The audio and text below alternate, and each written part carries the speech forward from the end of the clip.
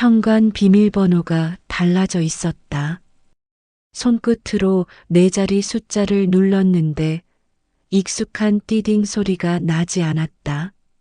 순간 잘못 누른 줄 알고 다시 천천히 눌렀지만 문은 묵묵히 잠겨 있었다. 바깥 복도에는 바람이 스치듯 지나갔고 안쪽에서는 인기척이 분명히 들려왔다.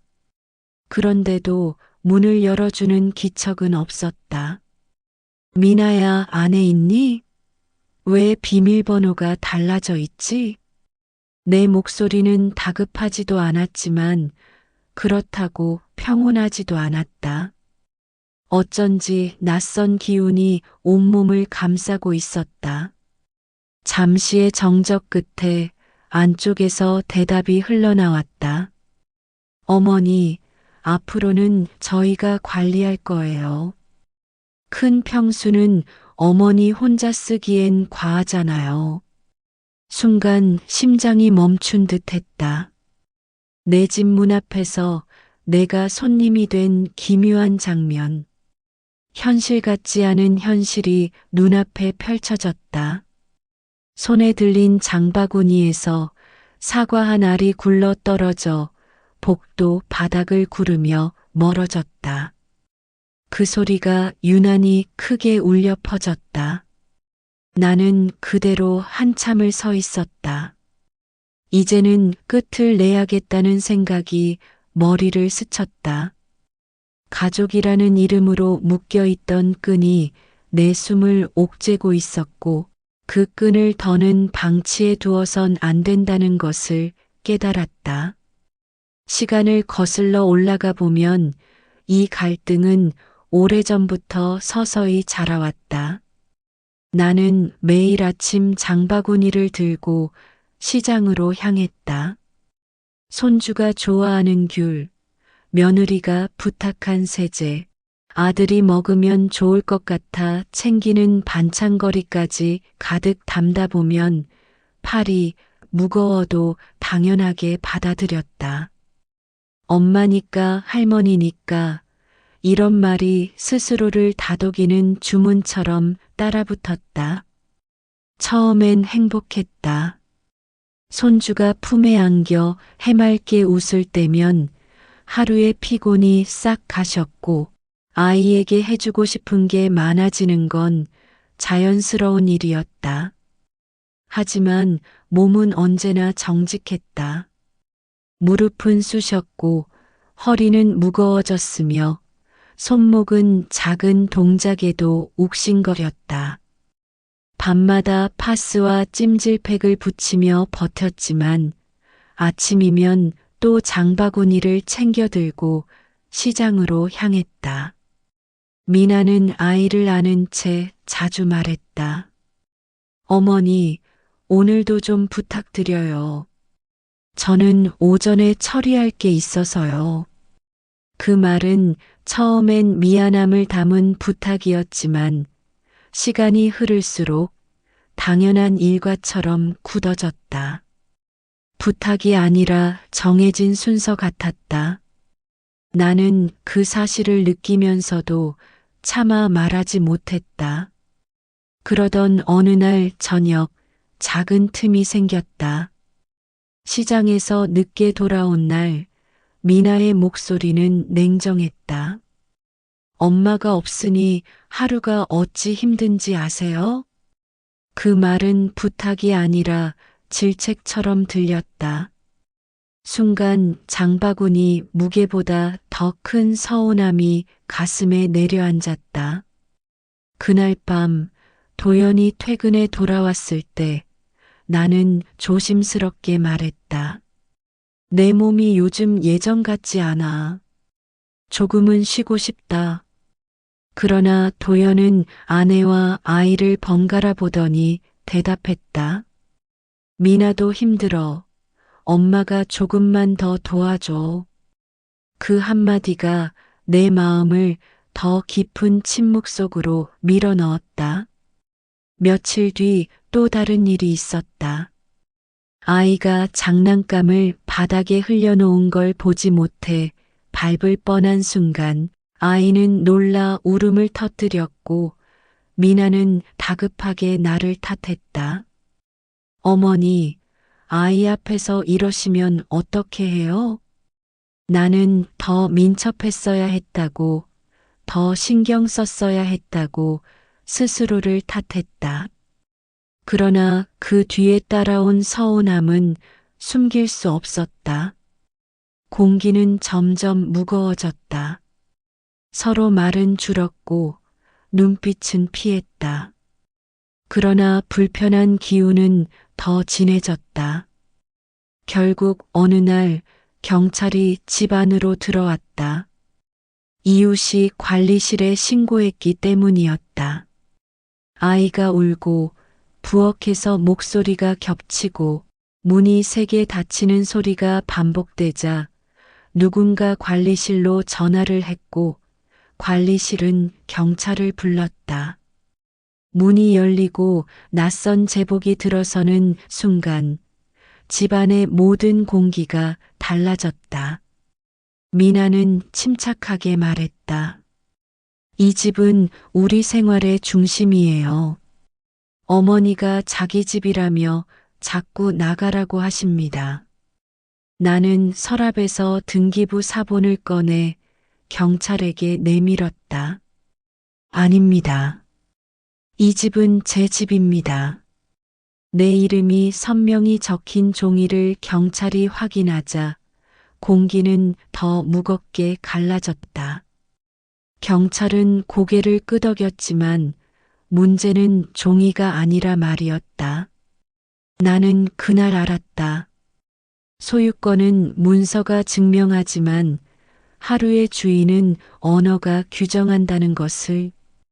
가족이라는 언어로 덧씌워진 당연함이 어느 순간 억압이 되어 있었다.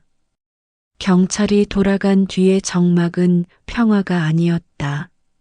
서로의 말은 사라졌고 눈빛은 얇은 벽처럼 갈라졌다. 그날 밤 도연에게서 문자가 왔다. 엄마, 상황이 너무 불편하니 당분간 거리를 두는 게 좋을 것 같아요. 아이는 보고 싶지만 분위기가 힘들어요. 나는 화면을 오래 바라보다가 결국 짧게 답했다. 알겠다. 두 글자는 나를 더 고립시켰다. 천장을 바라보며 스스로에게 물었다. 나는 지금까지 가족을 지켜온 걸까? 아니면 그 안에서 조금씩 사라져온 걸까?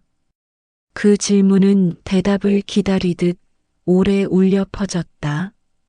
며칠 뒤 다시 현관 앞에 섰다. 장을 보고 돌아오는 길이었다. 손에는 아이가 좋아할 귤과 미나가 부탁한 세제가 들려 있었다. 언제나처럼 비밀번호를 눌렀다. 그러나 이번에는 문이 열리지 않았다. 손끝은 허공에 닿은 듯 했고 문은 침묵했다. 다시 눌러도 소용없었다. 안쪽에서 들려온 목소리가 단호하게 흘러나왔다. 앞으로는 저희가 관리할 겁니다. 어머니는 이제 쉬셔야죠. 나는 그 자리에 서서 숨을 길게 들이켰다. 내 집 문 앞에서 내가 손님이 된 기묘한 현실. 손에 들린 장바구니는 무겁게 손목을 끌어내렸고 발밑으로 흘러내린 사과 한 알은 복도 끝까지 굴러가다 멈췄다. 그 순간 알았다. 이제는 끝을 내야 한다는 것을. 가족이라는 이름 뒤에 숨어 있던 억압의 실체를 끝까지 마주해야 한다는 것을. 나는 현관 앞에서 오랫동안 멈춰 서 있었다. 네 자리 숫자를 눌러도 문은 열리지 않았고 안쪽에서는 인기척이 분명히 들려왔지만 누구도 나를 맞이하지 않았다. 그동안 수없이 드나들던 문이었는데 그날만큼은 낯선 벽처럼 서 있었다. 손끝이 허공에 닿은 듯 공허했고 가슴 속에서 불안이 천천히 커져갔다. 나는 한 번 더 눌렀다. 손가락은 분명히 정확한 숫자를 기억하고 있었고 그 숫자는 내 삶의 일부였다. 그러나 문은 여전히 묵묵했다. 바람이 복도를 스치고 지나가며 머리칼을 흔들었지만 그 소리조차 낯설게 느껴졌다. 미나야, 안에 있니? 왜 비밀번호가 달라져 있지? 내 목소리는 다급하지 않았지만 그렇다고 여유롭지도 않았다. 기다림 속에서 마음은 이미 차갑게 굳어가고 있었다. 짧은 침묵 끝에 안쪽에서 들려온 목소리는 내 몸을 얼어붙게 만들었다. 어머니, 앞으로는 저희가 관리할 거예요. 큰 평수는 어머니 혼자 쓰기엔 과하잖아요. 그 순간 심장이 깊게 내려앉았다. 내 집 문 앞에서 내가 손님이 된 현실. 믿을 수 없었지만 귀는 분명히 그 말을 들었고 가슴은 이미 그 사실을 받아들이고 있었다. 손에 들린 장바구니가 무겁게 손목을 끌어내렸고 사과 하나가 바닥에 굴러 떨어져 복도 끝까지 대굴거렸다. 그 소리가 유난히 크게 울려 퍼졌다. 나는 그 자리에서 오래 서 있었다. 이제는 피할 수 없겠다는 생각이 머리에 떠올랐다. 그동안 가족이라는 이름으로 묶여있던 끈은 어느새 내 숨을 옥죄고 있었고 그 끈을 더는 방치해선 안 되리라는 사실이 분명해졌다. 휴대폰을 꺼내 관리사무소 번호를 눌렀다. 신호가 가는 동안 창문으로 들어온 바람이 천천히 머리칼을 흔들었다. 곧 직원의 목소리가 들렸다. 네, 관리사무소입니다. 저희 집 비밀번호가 바뀌었네요.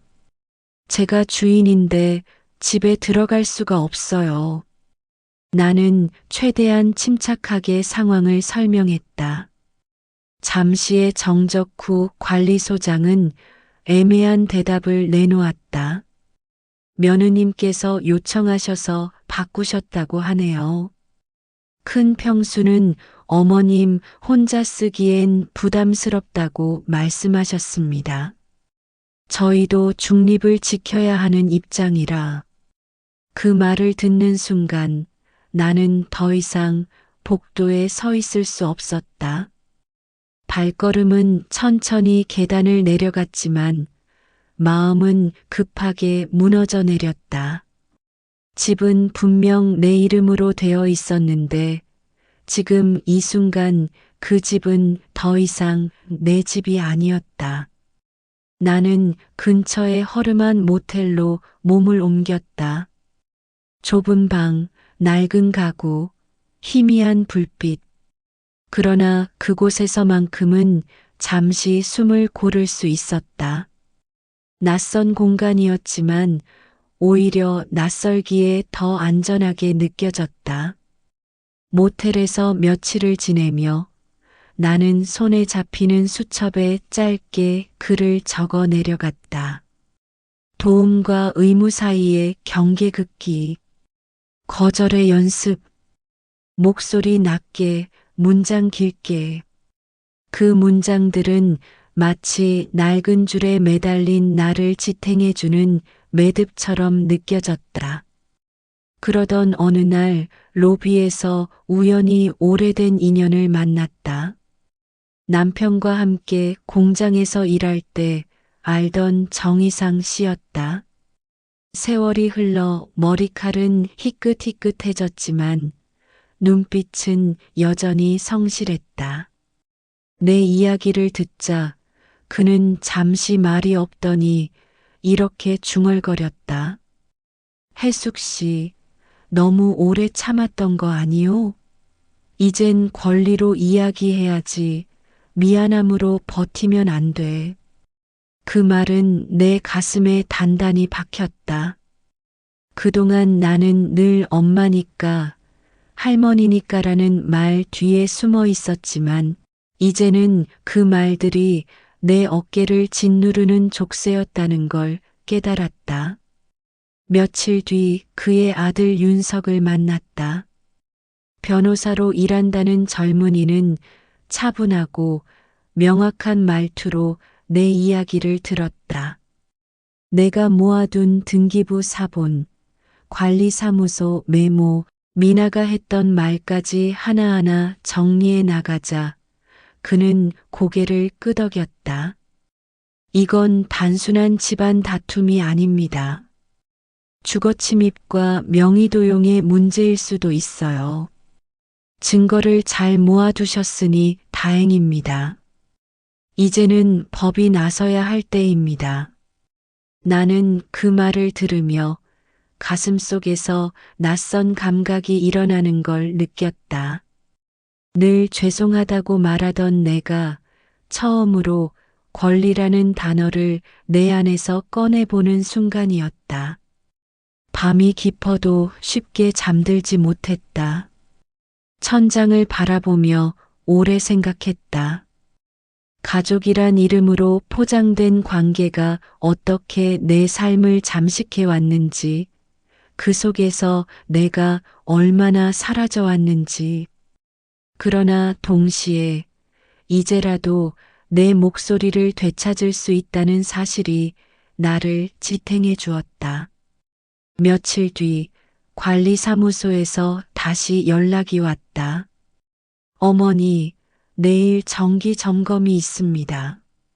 세대 비밀번호 확인도 할 예정입니다. 나는 알겠다고 대답했지만 마음은 다시 서늘해졌다.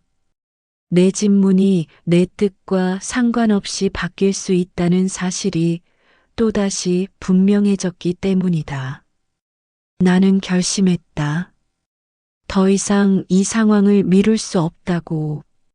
그리고 그 결심은 곧 행동으로 이어졌다.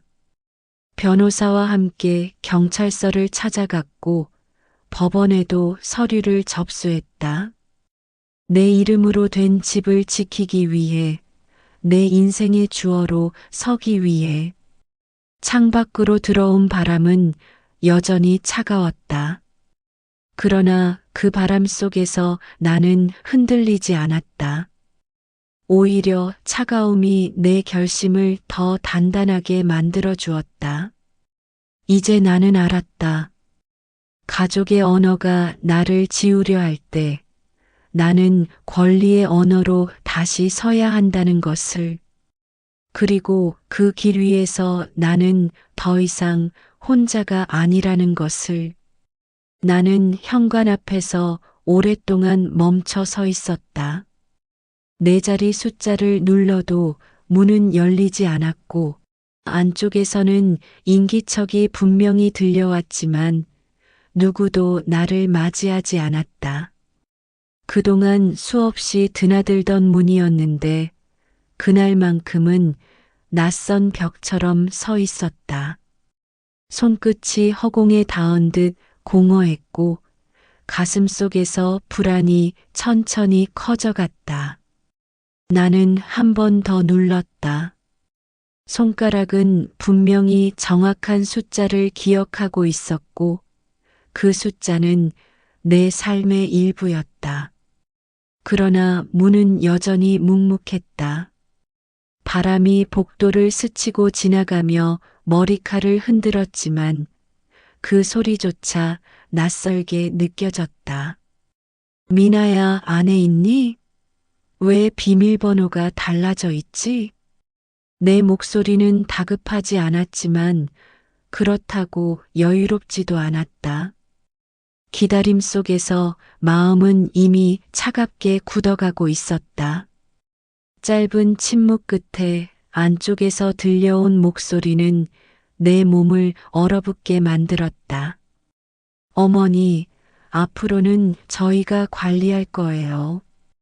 큰 평수는 어머니 혼자 쓰기엔 과하잖아요. 그 순간 심장이 깊게 내려앉았다. 내 집 문 앞에서 내가 손님이 된 현실. 믿을 수 없었지만 귀는 분명히 그 말을 들었고 가슴은 이미 그 사실을 받아들이고 있었다.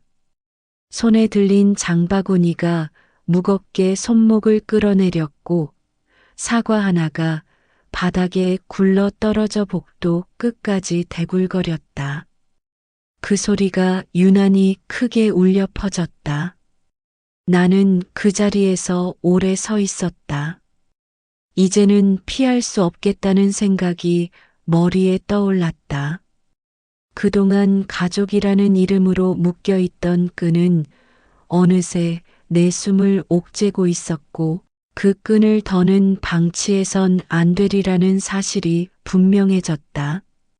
휴대폰을 꺼내 관리사무소 번호를 눌렀다. 신호가 가는 동안 창문으로 들어온 바람이 천천히 머리카락을 흔들었다. 곧 직원의 목소리가 들렸다. 네, 관리사무소입니다. 저희 집 비밀번호가 바뀌었네요. 제가 주인인데 집에 들어갈 수가 없어요. 나는 최대한 침착하게 상황을 설명했다. 잠시의 정적 후 관리소장은 애매한 대답을 내놓았다. 며느님께서 요청하셔서 바꾸셨다고 하네요. 큰 평수는 어머님 혼자 쓰기엔 부담스럽다고 말씀하셨습니다. 저희도 중립을 지켜야 하는 입장이라. 그 말을 듣는 순간 나는 더 이상 복도에 서 있을 수 없었다. 발걸음은 천천히 계단을 내려갔지만 마음은 급하게 무너져 내렸다. 집은 분명 내 이름으로 되어 있었는데 지금 이 순간 그 집은 더 이상 내 집이 아니었다. 나는 근처의 허름한 모텔로 몸을 옮겼다. 좁은 방, 낡은 가구, 희미한 불빛. 그러나 그곳에서만큼은 잠시 숨을 고를 수 있었다. 낯선 공간이었지만 오히려 낯설기에 더 안전하게 느껴졌다. 모텔에서 며칠을 지내며 나는 손에 잡히는 수첩에 짧게 글을 적어 내려갔다. 도움과 의무 사이의 경계 긋기, 거절의 연습, 목소리 낮게, 문장 길게. 그 문장들은 마치 낡은 줄에 매달린 나를 지탱해주는 매듭처럼 느껴졌다. 그러던 어느 날 로비에서 우연히 오래된 인연을 만났다. 남편과 함께 공장에서 일할 때 알던 정희상 씨였다. 세월이 흘러 머리칼은 희끗희끗해졌지만 눈빛은 여전히 성실했다. 내 이야기를 듣자 그는 잠시 말이 없더니 이렇게 중얼거렸다. 혜숙 씨, 너무 오래 참았던 거 아니요? 이젠 권리로 이야기해야지. 미안함으로 버티면 안 돼. 그 말은 내 가슴에 단단히 박혔다. 그동안 나는 늘 엄마니까, 할머니니까라는 말 뒤에 숨어 있었지만, 이제는 그 말들이 내 어깨를 짓누르는 족쇄였다는 걸 깨달았다. 며칠 뒤 그의 아들 윤석을 만났다. 변호사로 일한다는 젊은이는 차분하고 명확한 말투로 내 이야기를 들었다. 내가 모아둔 등기부 사본, 관리사무소 메모, 미나가 했던 말까지 하나하나 정리해 나가자 그는 고개를 끄덕였다. 이건 단순한 집안 다툼이 아닙니다. 주거침입과 명의도용의 문제일 수도 있어요. 증거를 잘 모아두셨으니 다행입니다. 이제는 법이 나서야 할 때입니다. 나는 그 말을 들으며 가슴 속에서 낯선 감각이 일어나는 걸 느꼈다. 늘 죄송하다고 말하던 내가 처음으로 권리라는 단어를 내 안에서 꺼내보는 순간이었다. 밤이 깊어도 쉽게 잠들지 못했다. 천장을 바라보며 오래 생각했다. 가족이란 이름으로 포장된 관계가 어떻게 내 삶을 잠식해 왔는지, 그 속에서 내가 얼마나 사라져 왔는지. 그러나 동시에 이제라도 내 목소리를 되찾을 수 있다는 사실이 나를 지탱해 주었다. 며칠 뒤 관리사무소에서 다시 연락이 왔다. 어머니, 내일 정기 점검이 있습니다. 세대 비밀번호 확인도 할 예정입니다. 나는 알겠다고 대답했지만 마음은 다시 서늘해졌다. 내 집 문이 내 뜻과 상관없이 바뀔 수 있다는 사실이 또다시 분명해졌기 때문이다. 나는 결심했다. 더 이상 이 상황을 미룰 수 없다고. 그리고 그 결심은 곧 행동으로 이어졌다. 변호사와 함께 경찰서를 찾아갔고 법원에도 서류를 접수했다. 내 이름으로 된 집을 지키기 위해, 내 인생의 주어로 서기 위해. 창밖으로 들어온 바람은 여전히 차가웠다. 그러나 그 바람 속에서 나는 흔들리지 않았다. 오히려 차가움이 내 결심을 더 단단하게 만들어 주었다. 이제 나는 알았다. 가족의 언어가 나를 지우려 할 때 나는 권리의 언어로 다시 서야 한다는 것을. 그리고 그 길 위에서 나는 더 이상 혼자가 아니라는 것을.